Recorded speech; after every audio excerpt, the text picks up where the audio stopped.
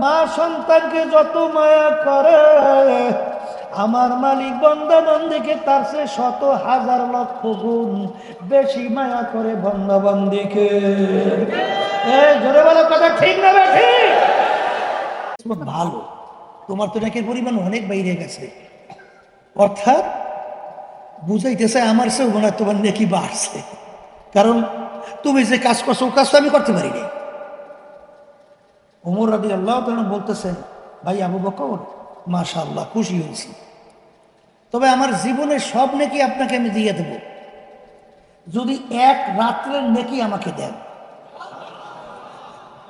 কয় রাত্রের? এক রাত্রের নেকি। আবু বকর সিদ্দিক রাদিয়াল্লাহু তাআলা আশ্চর্য হয়ে গেল, ভাই ওমর কি বলতেছ, জীবনে সব নেকি দেবা আর এক রাত্রের নেকির বিনিময়? কোন রাত্রি? বলে যেই রাতে আল্লাহ রাসূল সাল্লাল্লাহু আলাইহি ওয়াসাল্লাম সহ মক্কা থেকে হিজরত করে কোথায় গেছিলেন? মদিনা শরীফ। ওই রাত্রে যে গুহায় রাত্রি যাপন করছিলেন, ওই রাত্রের নেকি যদি আমাকে দিতে পারে, আমার জীবনে সব নেকি দিয়ে দেব।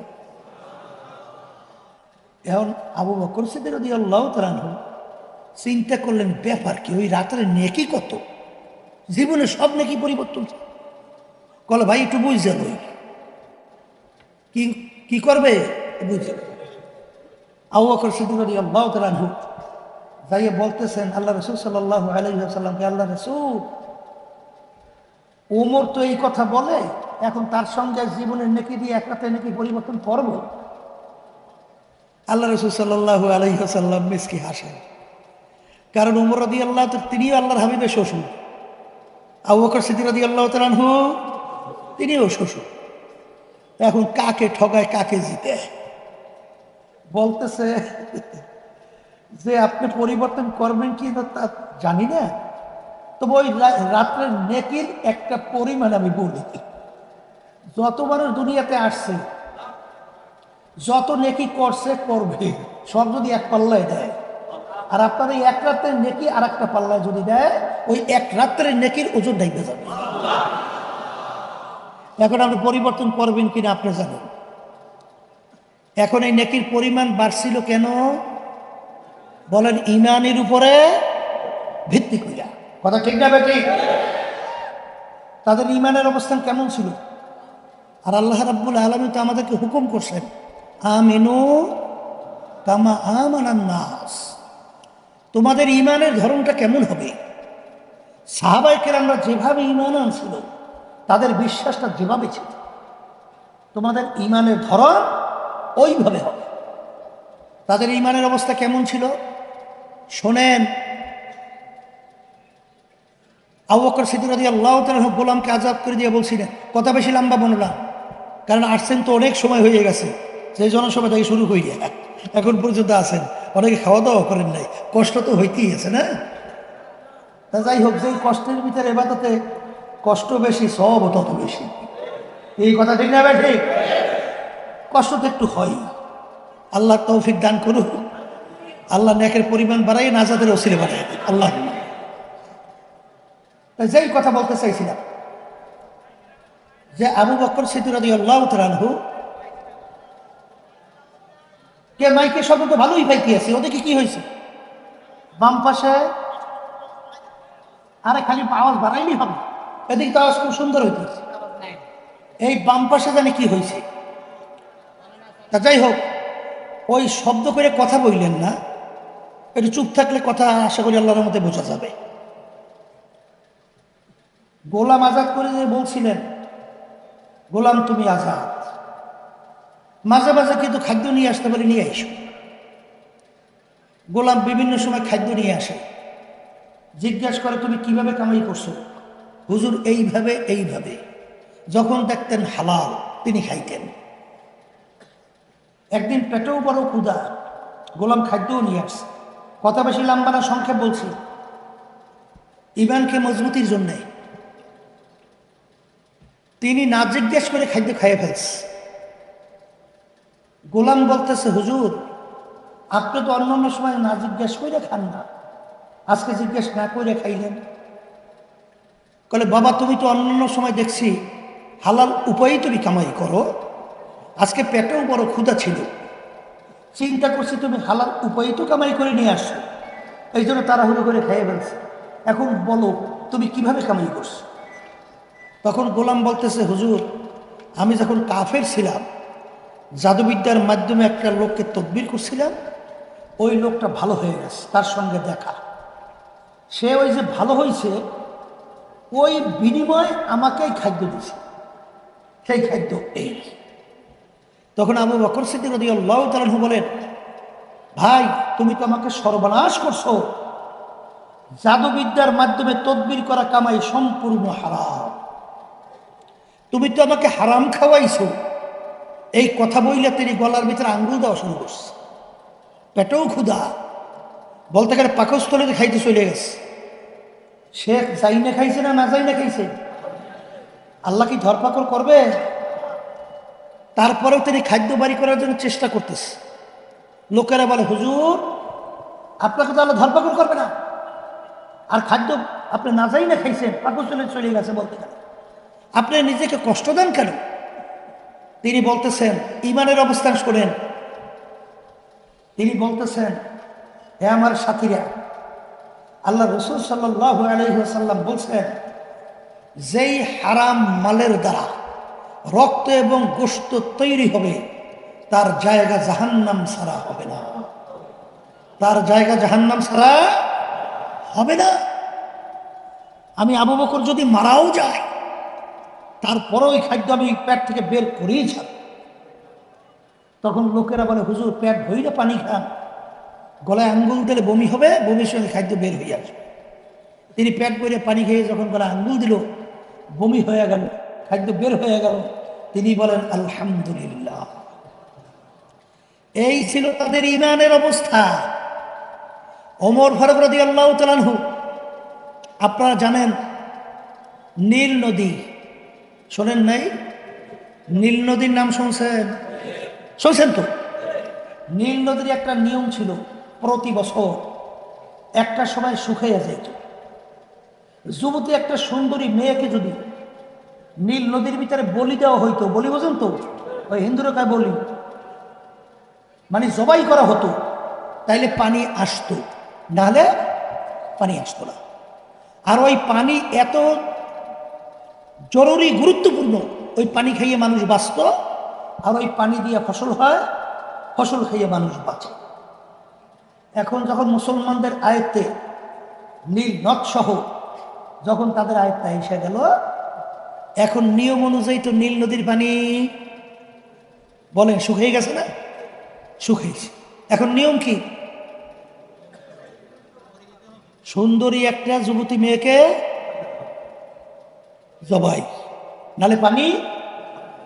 এখন এলাকার লোক সব গেছে গভর্নর, হুজুর নীল নদীর পানি শুকাইছে, যদি যুবতী মেয়েকে জবাই করা না হয় পানি আসবে না, সব আমরা না খাইয়ে পানি মারা যাব।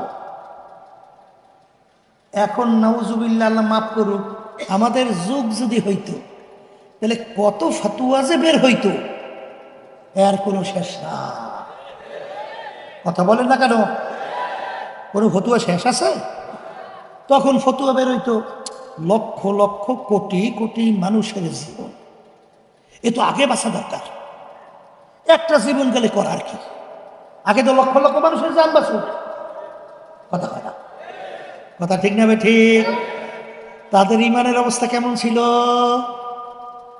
যখন গভর্নর বলে এই সিদ্ধান্ত তো আমি দিতে পারবো না, আমিরের থেকে সিদ্ধান্ত আসা লাগবে।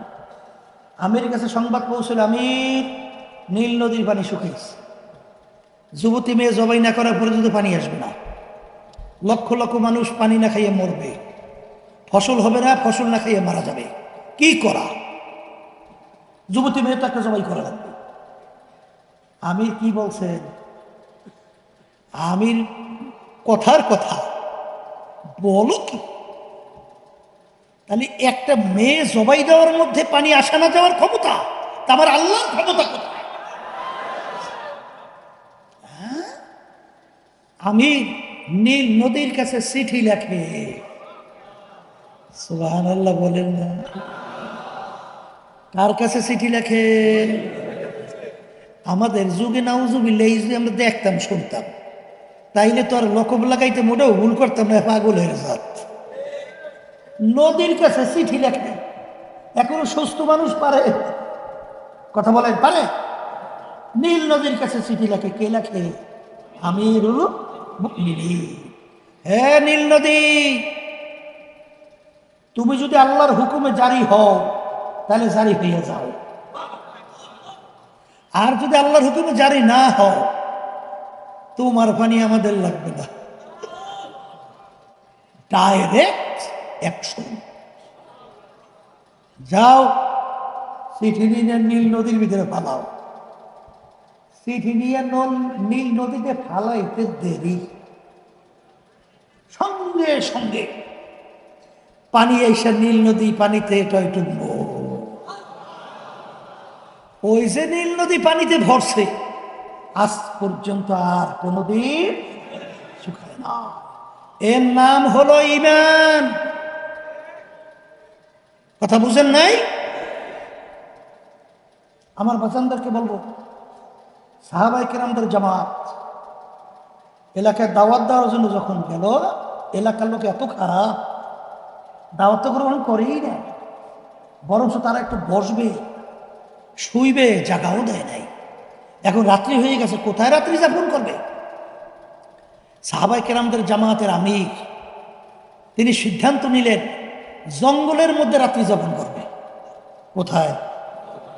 হ্যাঁ, এই জঙ্গলের মধ্যে তো হিংস্র প্রাণীর অভাব আছে, বাঘ, সিংহ, বিষাক্ত সাপ, আর অত আর আদার্স কোনো শেষ নেই। যখন সাহাবায়ে কেরামদের জামাত জঙ্গলের ভিতরে ঢুকতেছে, তখন এলাকার লোকেরা বলতেছে, শুনছি মুসলমান বলে পাগল হয়ে যান, আসলে তো আচ্ছা পাগল। নালে জঙ্গলের ভিতরে কোনো সাধারণ জ্ঞান যার আছে কেউ ঢোকে, এতে একজনও কালকে তালাশ করে পাওয়া যাবে না। কিন্তু সাহাবায়ে কেরামদের জামাত জঙ্গলের ভিতরে ঢুইকা, জামাতের আমির জংলা হিংস্র পশু পাখি সবাইকে লক্ষ্য করিয়া কি দেয়? ভাষণ, বক্তব্য। হে জংলা পশু পাখিরা, আমরা নবীর একদল সাহাবারা আসছি। সবাই বলেন সুবহান। আজকে রাত্রে আমরা এখানে যাপন করতে চাই, তোমরা সবাই এখান থেকে সইয়ে যাও। কথার কথা, বক্তব্য দিতে দেরি, বাঘ তার বাচ্চা মুখের ভিতরে কামড় দিয়ে দৌড়, সিংহ তার বাচ্চাকে মুখের ভিতরে নিয়ে দৌড়, গর্তের ভিতরে বিষাক্ত সাপ উঠে দৌড়, এমনকি গর্তের পিপিলিকা পর্যন্ত সব উঠে দলে দলে, জায়গা একেবারে পরিষ্কার। এর নাম হলো ঈমান। এর নাম কি? এখন অনেকে তো বিভিন্ন অঙ্ক কষায়, ইঞ্জিনিয়ারিং অঙ্ক। ইঞ্জিনিয়ারিং অঙ্ক বোঝেন নাই? ওই যে ইঞ্জিনিয়ার সাহেব পালকির ভিতরে, এখন আমাদের বয়সেও খুব কম দেখছি, অনেকে তো তোমরা দেখোই না। আগে ওই মুরব্বীরা পালকিতে চড়তো, পালকি, পালকি শোনো নাই? পালকিতে। এখন ইঞ্জিনিয়ার সাহেব সে তো পালকির ভিতরে, এখন যারা ওই পালকি টানতো ওদেরকে কি জানি খালাসি না জানি কি কইতো, হ্যাঁ হ্যাঁ, ওই যারা টানে। এখন ইঞ্জিনিয়ার তো পালকিতে বসা, আর অন্যান্য তাদের কান্দের ভিতরে পালকি বাস। আচ্ছা, সামনে খাল আছে, খাল, খাল চেনেন? চেনেন না? চেনেন তো? এই আমরা তো খালই করি, আমরা তো খাল করি। এখন খাল আসছে, খাল। এখন যারা পালকি টানে বলতেছে, স্যার পালকি থেকে নামা লাগবে। কেন? সামনে খাল, না নামলে তো আপনি ডুবে যাইবেন। কলে একটু ঠরো, একটু থামো তো দেখি কি হইল, তোমরা একটু পানি মাপো। এবং খালের পার, সেখানে পানি 1 ফুট। কয় ফুট? এরপরে যত নিচে যায়, দেয় 2 ফুট, 3 ফুট, 3.5 ফুট।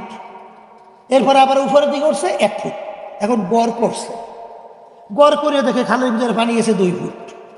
কয় ফুট পানি? কয় ফুট? গড় করছে 2 ফুট। এখন বলতেছে হ্যাঁ হিসাব নিকাশ ঠিক, পালকি চলবে, চালাও। পালকি কি? এমন ইঞ্জিনিয়ার বলছে পালকি চালাও, চলবে।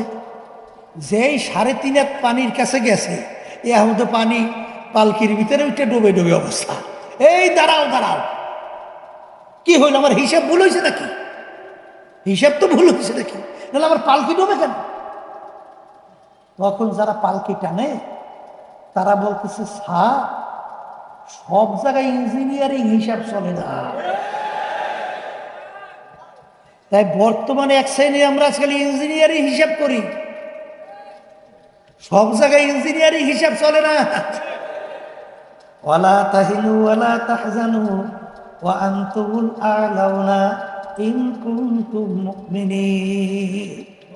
আমার মালিক বলেন তোমরাই বিজয় হবে, তোমাদের কোনো ভয় নাই, তোমাদের কোনো চিন্তা নাই। বিজয় কারা হবে? জোরে কোন।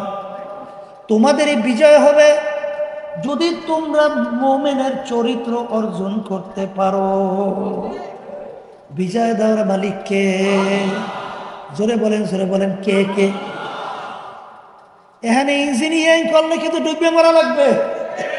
জোরে বলে কথা ঠিক যাবে ঠিক।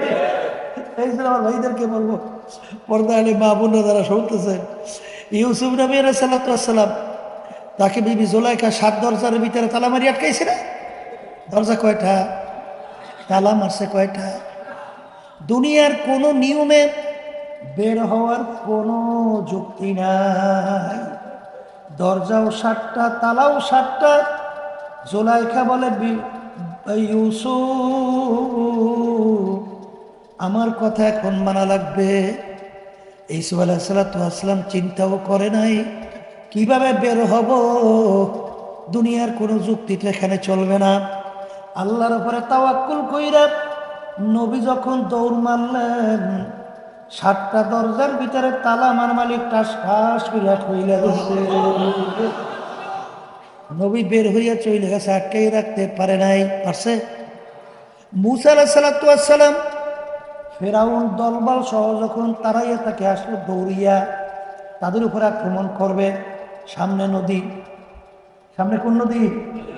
নীল নদী বাজার।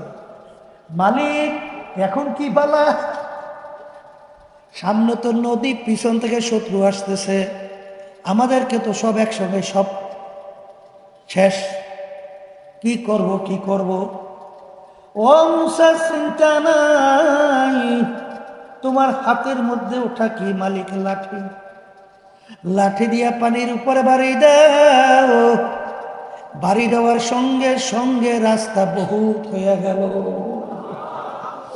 এখন যাও, দল বললে যাও যাও যাও যাও, ঘরে যাও। কে পার করে? একটু আসতে পার না? কে পার করে? এই জন্য আমার ভাইদেরকে বলবো, পর্দা আলে মা বোনদেরকে বলবো, আমি প্রথম যে আপনাদের সামনে আয়াত শরীফ তেলাওয়াত করছি, আমার মালিক বলছেন ইমানদারেরা। কাদেরকে সম্বোধন করছে? বলেন বলেন। হ্যাঁ, ইমানদার কারা? হাদিসের ভিতরে আছে অনেক মুসল্লি নামাজ পড়ে কিন্তু ওদের ভিতরে ইমান নাই। আল্লাহ রাব্বুল আলামিন কোরআনুল কারীমের ভিতরে বলেন ফাওয়াইলুল লিল মুসাল্লিন, নামাজি ওর জন্য জাহান্নাম। কথা ঠিক না বেঠিক? তাহলে ঈমানকে আগে মজবুত করতে হবে, নির্ভেজাল করতে হবে।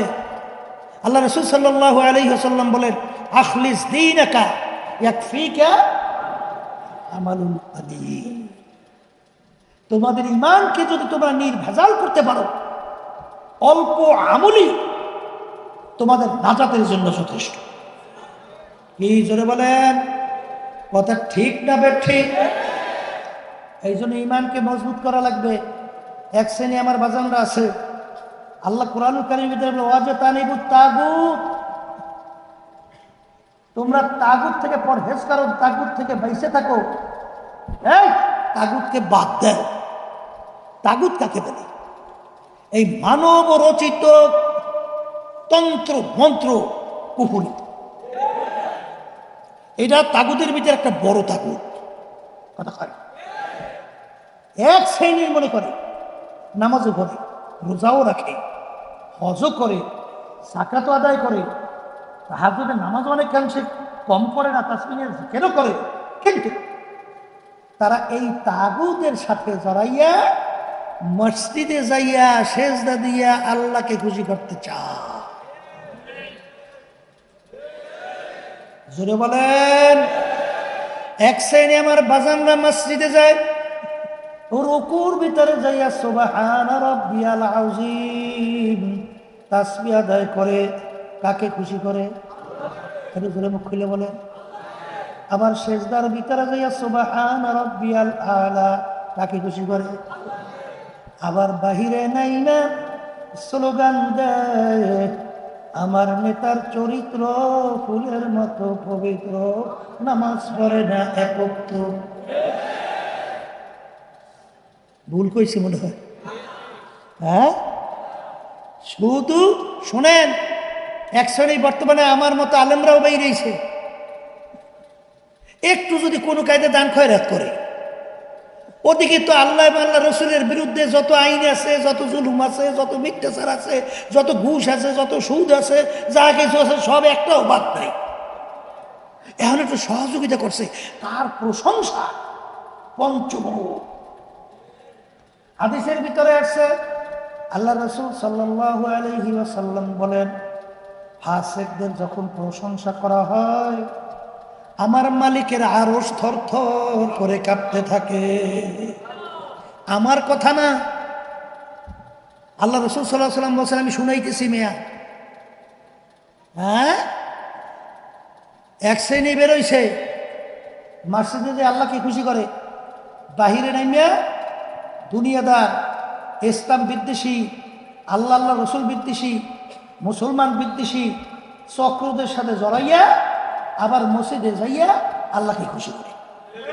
আছে না নাই? এই আল্লাহ রসুল সাল্লাল্লাহু আলাইহি ওয়াসাল্লাম কি বলছেন, দুনিয়া এবং আখিরাতের সম্পর্কটা কি?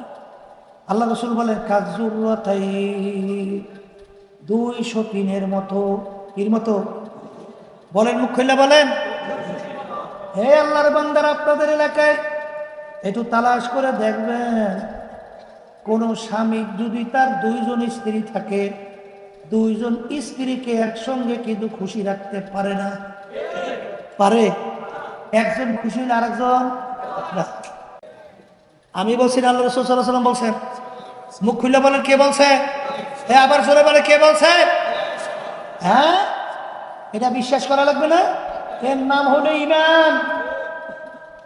এর নাম কি? তাহলে ঈমান কি নির্ভেজাল করা লাগবে? কি করা লাগবে? আবার জোরে কর। এই হাদিসের ভিতরে আছে, মান ক্বালা লা ইলাহা ইল্লাল্লাহ হাক্কান ফাদাখালাল জান্নাহ। যে কালিমা তার হক আদায় কইরা পড়বে, সে বেহেশতের ভিতরে ঢুকবে। কালিমার হক কি? লা মাকসুদা ইল্লাল্লাহ, লা মাহবুবা ইল্লাল্লাহ, লা মাতলুবা ইল্লাল্লাহ, লা মা'শুকা ইল্লাল্লাহ, লা ইলাহা ইল্লাল্লাহু মুহাম্মাদুর রাসূলুল্লাহ। হাযরত নুরানী কারি ইব্রাহিম রাহমাতুল্লাহি আলাইহি তিনি বলতেন, লা যখন বলো মাথায় ডান দিকে ঘুরাও, আর লাল তরবারি নিয়ে গয়রুল্লাহকে কাটতে থাকো, কলব থেকে সমস্ত গায়রুল্লাহকে ফালাইতে থাকো।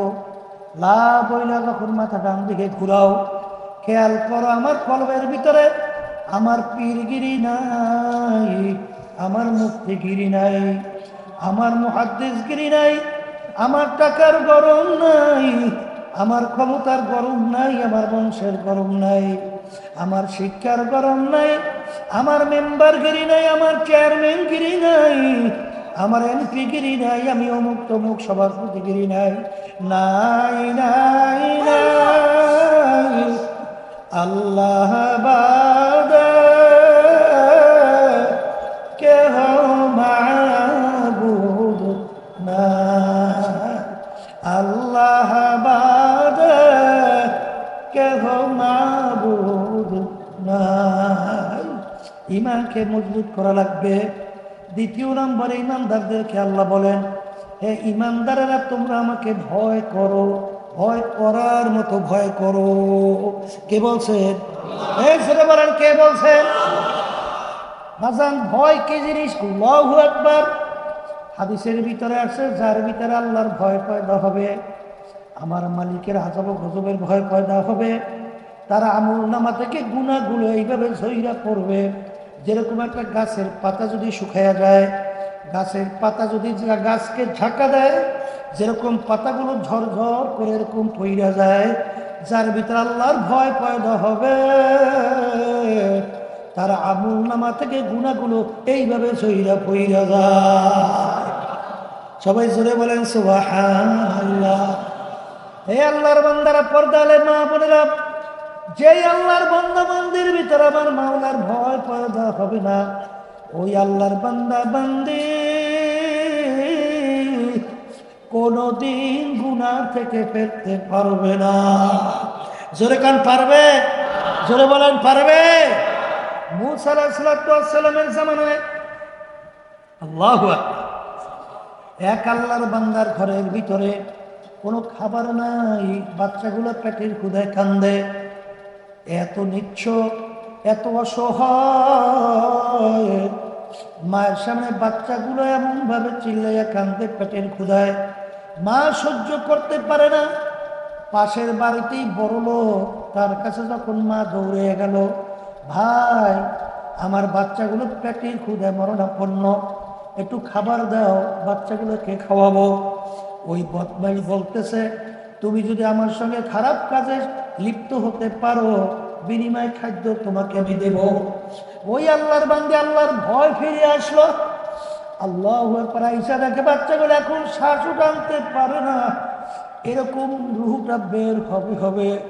মায়ের সামনে বাচ্চা মারা যাবে, মার হুঁশ নাই। মা দৌড় দিয়া যাইয়া বলে, তোর প্রস্তাবে আমি রাজি, আগে খাদ্য দে, বাচ্চাগুলা বাঁচো। যখন বদমাইশ খারাপ কাজের জন্য সামনে অগ্রসর হওয়া শুরু করলো, ওই আল্লাহর বান্দির শরীরের মধ্যে থর থর করে কম্পন শুরু হয়ে গেল, সমস্ত শরীর থর থর করে কাঁপতেছে। তখন ওই আল্লাহর বান্দা বলে, হে আল্লাহর বান্দি, তোমার শরীর এরকম থর থর করে কেন কাঁপতেছে? তখন আল্লাহর বান্দি বলে, আল্লাহর ভয় আমার শরীরের ভিতরে কম্পন শুরু হয়ে গেছে। তখন আল্লাহর বান্দার মধ্যে আল্লাহ রাব্বুল আলামিন চিন্তার পরিবর্তন ঘটাইয়া দিল। আল্লাহর বান্দা বলে, আমার মালিক, আমার জন্য মুখারাম জালেম দ্বিতীয় দুনিয়ায় থাকতে পারে না। আরে তুমি মালিক, আমাকে এত সম্পদ দান করছ, আমাকে এত সম্মান দান করছো, তোমার এই বান্দি এত অসহায়, বাচ্চাগুলো মারা যায়, এই অবস্থায় তোমার ভয় তার শরীর কাঁপে, আর আমার তো একটু দিলের ভিতরে একটু কষ্ট লাগে নাই, কাঁপলো না। এই কথা বললে আল্লাহর ভয় সে গুনাহ থেকে ফিরে আসলো। আর ডাক দে বলে, আল্লাহর বান্দি, তোমার যত মাল লাগে বস্তা ভইরা নাও, খাবার নিয়ে বাচ্চাদেরকে খাওয়াও। আমার মালিক তার তওবা এমন ভাবে কবুল করলো। আল্লাহ রাব্বুল আলামিন জামানার নবী মূসা আলাইহিস সালাতু ওয়াস সালামকে বলে, হে জামানার নবী মূসা, যাও যাও, তুমি আমার ওই বান্দাকে সুসংবাদ দাও, আমি ওর জীবনের গুনাহ খাতা মাফ কইরা দিলাম, এই সুসংবাদ যাইয়া ওকে তুমি জানাও। মুসা আলাইহিস সালাম চিন্তা করলেন, ব্যাপার কি, আল্লাহর বান্দা এমন কি কাজ করলো, আল্লাহ আমাকে নিজে সুসংবাদের জন্য পাঠায়। যাইয়া তালাশ করে বের করার পরে নবী বলে যে, আমার মালিক তোমার কাছে সুসংবাদ পাঠাইছে, তোমার জীবনের সব গুণ আমার মাওলায় মাফ কইরা দিছে। বলো এমন কি তুমি নেক আমল করছো?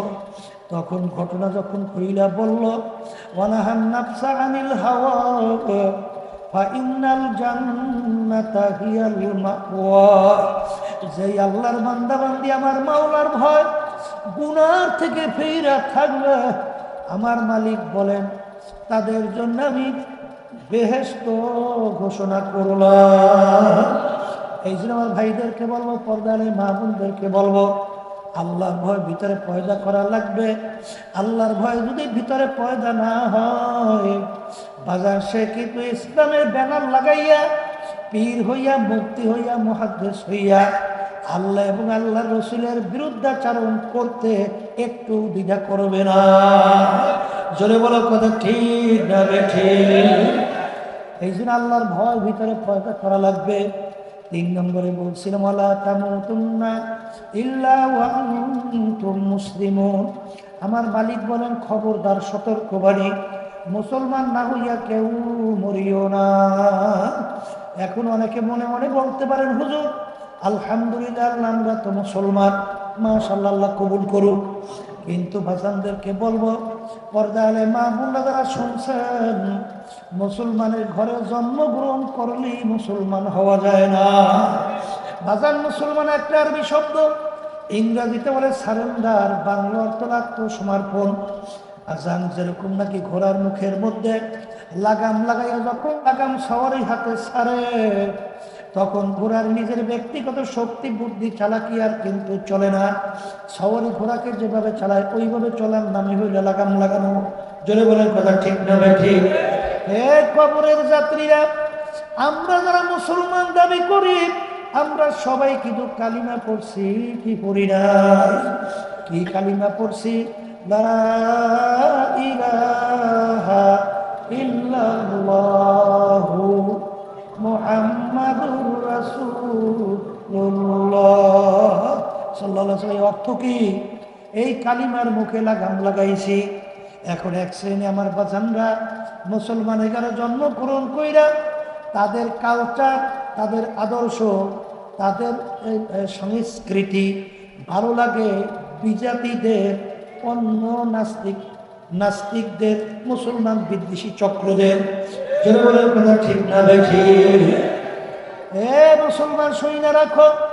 এই জন্য এক কবি বলছিলেন, মুসলমান না আমেরিকা না লন্ডন সে উলফত, আমি মস্তে মদিনা কর খোদায়া। হে মুসলমান সন্তান, তোমার রাস্তা তো আমেরিকা, লন্ডন, আল্লাহু আকবার, এই ভারত বিজাতিদের রাস্তা তোমাদের রাস্তা না। তোমাদের রাস্তা হলো মদিনা শরীফ। ঘুমায় আছেন সরদার দো জাহান মুহাম্মদ রাসূলুল্লাহ সাল্লাল্লাহু আলাইহি ওয়াসাল্লামের রাস্তা হইল তোমাদের রাস্তা। জোরে বলেন কথা ঠিক না ঠিক? হে মুসলমান, মুসলমান যারা দাবি করো, আজকে আফসোস হয়, বাংলাদেশে ভারতের প্রধানমন্ত্রী ছিল বাজপেয়ী, যখন বাংলাদেশের ভিতরে আসছিল তখন কি পরে আসছিল? জোরে কান ধুতি, আবার জোরে কান, কি পরে আসছিল? এই ধুতি কেমন দেখায়? হ্যাঁ কি? তারপরে ওদের জাতীয় পোশাক ওরা ছাড়ে না, আসতে কয় ওদের জাতীয় পোশাক ছাড়ে না। আর আমাদের মুসলমানের কি হলো? আজকে অনেক মুসলমান সন্তানদের কালচার, পোশাকাদি এবং সংস্কৃতি ভালো লাগে বিজাতিদের। জোরে বলেন, এই কথা ঠিক না ঠিক? হ্যাঁ, মান তাশাব্বাহা বিকওমিন ফাহুয়া মিনহুম। আল্লাহ রাসূল সাল্লাল্লাহু আলাইহি ওয়াসাল্লাম বলেন, দুনিয়ার ভিতরে যাদের সঙ্গে তোমার সাদৃশ্য থাকবে, সম্পর্ক থাকবে এবং মোহাব্বত থাকবে, তাদের সঙ্গে কিয়ামতের ময়দানে হাসর হবে। কি কথা কি বুঝাইতে পারছি না পারি নাই? একটু জোরে বলেন, পারছি না পারি নাই? হ্যাঁ, যদি পাইরে থাকি, এই জন্য আমার ভাইদেরকে বলো, পর্দালে মোহাম্মদকে বলবো, মুসলমানি বুয়াদ গরদান নেহাদান এনানে খদ বাদাস্তে খাজাদাদা। লাগাম লাগানোর মতো লাগাম লাগাইতে হবে। আল্লাহ এবং আল্লাহ রাসূল যেটাকে ভালো বলে তোমার আমার সেইটাকে ভালো বলতে হবে, যেটাকে খারাপ বলে সেইটাকে খারাপ বলতে হবে। রাজি আছি কেডা কেডা? কে কে রাজি আছেন হাত উঠান, আল্লাহ দেখুন। নারায়ে তাকবীর। পর্দারে মা বোনরা হাত উঠান, আল্লাহ দেখুন। আল্লাহ আপনি কবুল করে নেন। আমরা নিয়ত করছি, এই শক্তি আমাদের আছে, লক্ষ্যে পৌঁছে শক্তি আমাদের নাই, আছে? যেমন নাকি ছোট বাচ্চা মায়ের দুধ পান করে, ওই বাচ্চা টাইনে জোর করে মাকে দুধ খাওয়ার শক্তি বাচ্চার আছে? হ্যাঁ পারে, পারে পারে। এই কিন্তু বাচ্চার যখন দুধের সময় হয়, ওর যখন দুধ খাইতে মন চায়, অস্ত্র কিন্তু একটা আছে। কি অস্ত্র? ওয়া ওয়া কইরা কান্না শুরু করে। বাচ্চার কান্না শোনার পরে মায়ের হাতের থেকে ঠাস কইরা পইরা যায়, মা সহ্য করতে পারে না, মা দৌড় দিয়ে বাচ্চাকে ধরে, দেখে বাচ্চার তামাম গায়ে পায়খানা প্রস্রাবে ভরা। কি থাকতে পারে না? পায়খানা প্রস্রাবে ভরা থাকতে পারে না? এখন মা রাগ করে বাচ্চাকে আগুনের ভিতরে ফেলাইয়ে দেয়, পানির মধ্যে। এই নিচে ঢিল মাইয়া জমিনে ফেলাইয়া দেয়। আরে ফালাই তো না, বরঞ্চ ধোয়াইয়া মুসাইয়া কোলের ভিতরে নিয়ে চুমা দেয়, আদর করে। এ আল্লাহর বান্দারা, পর্দা আলে মা বোনেরা, মা সন্তানকে যত মায়া করে, আমার মালিক বান্দা বান্দিকে তার চেয়ে শত হাজার লক্ষ গুণ বেশি মায়া করে বান্দা বান্দিকে। এই জোরে বলো কথা ঠিক না বেঠি? বান্দা এমন কোনো গুনাহ নাই বলতে গেলে করে নাই। মৌতের কথা মনে পড়লো, কবরের কথা মনে পড়লো, জাহান্নামের কথা মনে পড়লো, বান্দা চিন্তা করলো তওবা করতে হবে, কবরে যাওয়া লাগবে, আলেমের কাছে যাওয়া লাগবে, তার কথা অনুযায়ী চলা লাগবে। বান্দা রওনা করলো, আর পথের মধ্যে হায়াত শেষ, বান্দা মারা গেল। এখন বেহেশতের ফেরেশতাও আসছে বান্দার রূহকে বেহেশতে নেওয়ার জন্য, জাহান্নামের ফেরেশতাও জাহান্নামের রূহকে নেওয়ার জন্যে। জাহান্নামের ফেরেশতা বলে, বান্দা তো এখনো তওবা করে নাই, রূহ আমরা পাবো। বেহেশতের ফেরেশতা বলে, বান্দা তো তওবা করার জন্য রওনা করছে, পথের মধ্যে হায়াত শেষ, বান্দার কি দোষ, রূহ আমরা পাবো। ঝগড়া বাজে না বাজে না? ঝগড়া বাজে না বাজে নাই? হ্যাঁ, হ্যাঁ। আল্লাহ রাব্বুল আলামিন ফেরেশতাদেরকে ডাক দিলেন, ফেরেশতারা জমিন মাপো, আমার বান্দা যেখানে মারা গেল সেখান থেকে তার বাড়ি কাছে না আলেমের বাড়ি কাছে? যদি তার বাড়ি কাছে হয়, রূহ নিয়া যাইবে জাহান্নামের ফেরেশতা। আর আলেমের বাড়ি যদি কাছে হয়, তার বাড়ি দূরে হয়, রূহ নিয়া যাইবে বেহেশতের ফেরেশতা। আল্লাহর বান্দা যেখানে মারা গেল, ঘটনা ছিল তার বাড়ি ছিল কাছে, আলেমের বাড়ি দূরে। জোরে বলেন কথা ঠিক কিনা? আল্লাহ রাব্বুল আলামিন জমিনকে ডাক দিয়ে বলে, জমিন আমার বান্দার জন্য আলেমের বাড়ি কাছে হইয়া যায়। আমার মালিকের কুদরতি হুকুম, সঙ্গে সঙ্গে জমিন মাইপা দেখে আল্লাহর বান্দা যেখানে মারা গেল সেখান থেকে আলেমের বাড়ি কাছে, তার রূহ নিয়ে গেল বেহেশতের ফেরেশতা। এ আল্লাহর বান্দারা, পর্দা আলে মা বোনেরা, তুমি আর আমি আল্লাহর উপর তাওয়াক্কুল কইরা আমার মালিককে পাওয়ার জন্য, নবীর রাসূলের তরিকা অনুযায়ী চলার জন্য যদি নিয়াত কইরা নামতে পারি, যত বিপদ মুসিবত সামনে আসুক না কেন, আমার মালিক মান আতানি ইয়ামশি আতাইতুহু হারওয়ালা। বান্দা বান্দি আমার মালিককে পাওয়ার জন্য হাইটা রওনা করবে, আমার মালিকের রহমত দৌড় দিয়া যাইবে, আমার মালিকটাই না তার কুদরতে কোলে জায়গা না দিয়া পারবে না। এই জন্য আমার ভাইদেরকে বলো, পর্দা আলে মা বোনদেরকে বলবো, ঈমানকে মজবুত করি, আল্লাহর ভয় ভিতরে পয়দা করি, মুসলমান হইয়া তারপর দুনিয়া থেকে বিদায় নিয়ে কবরে যাওয়ার জন্য আল্লাহর ফজলে নিয়াত করে চেষ্টা করি।